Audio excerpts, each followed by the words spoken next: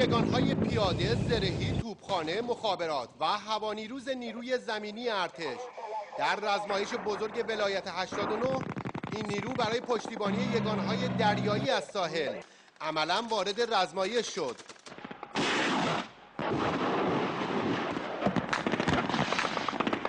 یگانهایی از لشکر 88 زرهی، لشکر 30 پیاده گرگان تیپ 65 گروه‌های 44 و 55 هوابرد، یگان پهنباد و هوانیروز به اجرای عملیات‌های پیش‌بینی شده پرداختند.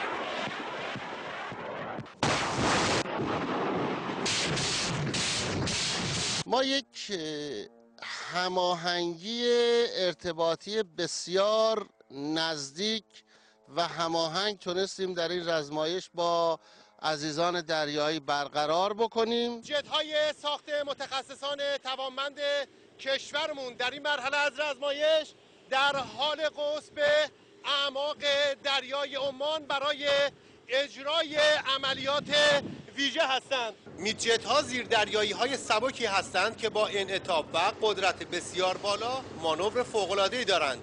این زیردریایی‌ها با حمل غواصان توانایی شناسایی تحرکات دشمن در زیر آب را برای واکنش سریع دارند. عملیات مقابله با حملات موشکی با بکارگیری سامانه‌های الکترونیکی چف با بکارگیری ناوچه‌های موشک انداز برای دفاع در مقابل موشک‌های سطح به سطح اجرا شد. با تمام قدرت ما آماده‌ایم که هر گونه تهدید از سوی دشمن را با قاطعیت و با قدرت پاسخ بدیم. امروز هم هواپیماهای صدف نیروی هوایی ارتش برای شنود الکترونیکی بر فراز منطقه رزمایش حاضر شدند و در ادامه هواپیماهای F4 با هدایت رادارهای منطقه مأموریت رهگیری هوایی را انجام دادند و جنگنده های بمب افکن میراژ اهداف از پیش تعیین شده را منهدم کردند.